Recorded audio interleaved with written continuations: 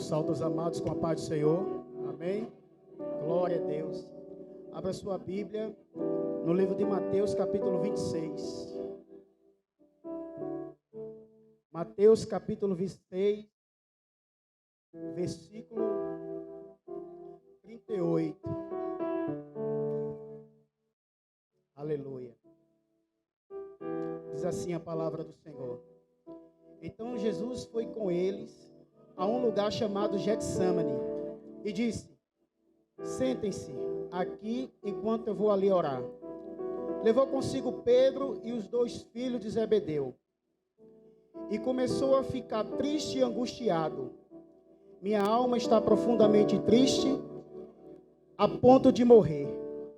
Disse ele: fique aqui e vigie comigo. Ele avançou um pouco e curvou-se com o rosto em chão e orou: meu pai, se for possível, afasta de mim este cálice. Contudo, que seja feita a tua vontade e não a minha. Depois voltou aos discípulos e os encontrou dormindo. Vocês não puderam vigiar comigo nem por 1 hora? Disse ele a Pedro. Vigie e ore, para que não caia em tentação, pois o espírito está disposto, mas a carne é fraca. Então os deixou pela 2ª vez e orou: meu pai, se for possível, afasta de mim este cálice, sem que eu beba, faça-se a tua vontade. Quando voltou pela 2ª vez, encontrou-os dormindo, e de novo, pois não conseguiam manter os olhos abertos. Foi orar pela 3ª vez, dizendo novamente a mesma coisa. Em seguida voltou aos discípulos e lhe disse: como é que vocês ainda dormem e descansam? Vejam, chegou a hora. O Filho do Homem está para ser entregue na mão dos pecadores. Levante-se e vamos, meu traidor chegou. Aleluia.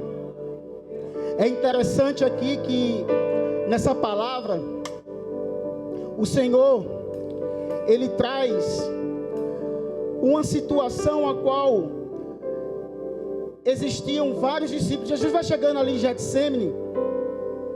São 72 discípulos que Jesus tem. Se você abrir a Bíblia lá em Lucas capítulo 10, vai falar dos 72 discípulos. Mas interessante que quando Jesus chega ali no Getsêmani, ele só escolhe 3 para subir com ele: Pedro, Tiago e João. Sabe o que é que eu entendo com isso? É que todo mundo, nem todo mundo está preparado para escutar aquilo que você tem para falar. Nem todo mundo está preparado para escutar aquilo que está no seu íntimo. Jesus trazia algo que estava incomodando ele. Jesus estava com a sua alma angustiada e o seu coração triste. E muitas vezes nós nos encontramos nessa situação e acabamos contando aquilo que não devemos para a pessoa errada. E muitas vezes passamos por situações constrangedoras porque acabamos compartilhando algo que não deveríamos. Mas interessante aqui é porque quando eu me encontro nessa palavra, que eu vejo o Filho de Deus numa situação angustiante, eu me pergunto por quê. E quando eu abro a Bíblia lá em Gênesis, capítulo 1, versículo 26, a palavra do Senhor diz assim: façamos o homem à nossa imagem e semelhança. Mas espera aí, para eu entender isso aí, façamos o homem à nossa imagem e semelhança. Então quer dizer que Deus não estava só. Deus não estava só naquele momento. Então Jesus estava ali com Deus, a Trindade. E isso me fez dar uma viajada na Bíblia. A qual, Samuel, eu via que se Jesus estava ali, Jesus também estava no momento em que Isaac estava sendo sacrificado por Abraão. Então no momento em que Moisés, Deus aparece numa sarça ardente, Jesus também estava ali. Não é verdade? Amém? Está entendendo? Quando Deus, Ele aparece ali, naquela sarça ardente, Jesus estava ali também.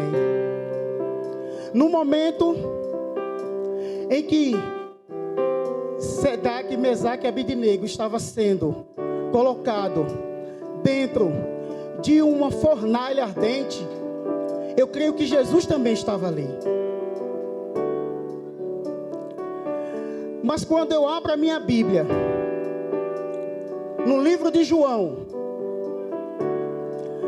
a palavra de Deus diz assim, no primeiro livro de João, no primeiro versículo, primeiro capítulo de João, versículo 1, que o Verbo se fez carne e habitou no meio de nós. Sabe o que é que eu entendo? É que chegou um momento em que o pecado da humanidade estava tão grande,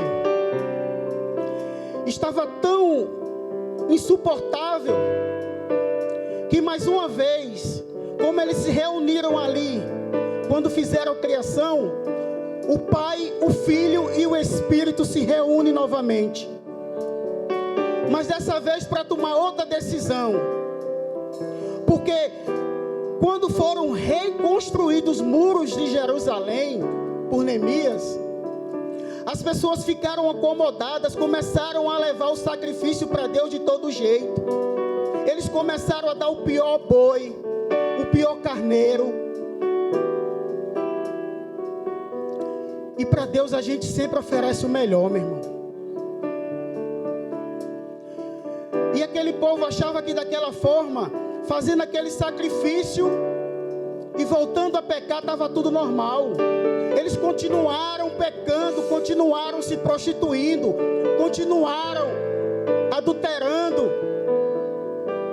E chegou um momento que Deus tinha que tomar uma decisão. E eu imagino o Pai, o Filho e o Espírito novamente reunidos ali. Alguém precisa descer para morrer. Porque quem está embaixo já não serve mais. Porque a terra já estava tomada de pecado. Então alguém precisava descer. Alguém santo. E eu imagino Jesus dizendo assim: eu vou morrer por você. Eu vou morrer pelo Osmário. Eu vou morrer pelo Samuel. Eu vou morrer pelo Rafael. E Jesus desceu do seu lugar de glória, se fez homem, habitou no meio de nós, sentiu febre como eu e você, sentiu fome, sentiu dor. Mas o que me chama a atenção nessa passagem é o que é que fazia Jesus ter tanta agonia, o que fazia Jesus sentir tanta tristeza. Se você prestar atenção aqui na palavra, o Pai, o Filho e o Espírito Santo sempre andam juntos, sempre andavam juntos. Mas no momento que Jesus diz para Deus: Pai, se possível, afasta de mim esse cálice.